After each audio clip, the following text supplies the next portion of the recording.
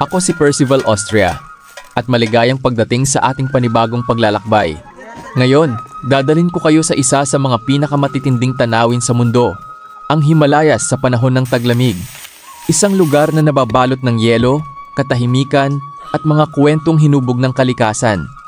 Samahan ninyo ako sa pagtuklas sa kagandahan at hiwaga ng pinakamataas na kabundukan sa ating planeta. Habang dumarating ang taglamig, unti-unting nagbabago ang anyo ng Himalayas. Ang dating luntiang kabundukan ay natatakpan ng makapal na niebe. Ang malalakas na hangin at napakababang temperatura ay nagiging hamon hindi lamang sa mga umaakyat ng bundok, kundi maging sa mga pamilyang matagal nang naninirahan sa mga liblib na nayon. Sa kabila ng matinding lamig, nagpapatuloy ang buhay. Ang mga lokal ay umaasa sa kanilang mga alagang hayop, simpleng pagsasaka at pagtutulungan upang malampasan ang bawat taglamig. Sa paligid makikita ang mga sinaunang monasteryo, mga panalangin bandila na sumasayaw sa hangin at mga tanawing tila ipininta ng kalikasan. Hindi rin basta-basta ang wildlife rito.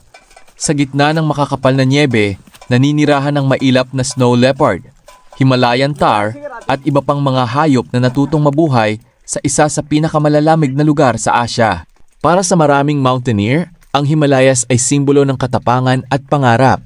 Ngunit para sa mga lokal, ito ay kanilang tahanan, isang tahanang puno ng pagsubok, pananampalataya at pag-asa. Ako si Percival Austria.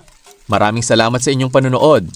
Kung nagustuhan ninyo ang ating dokumentaryo, huwag kalimutang mag-like, mag-subscribe at pindutin ang notification bell para sa iba pang kamanghamanghang paglalakbay sa iba't ibang panig ng mundo. Hanggang sa muli!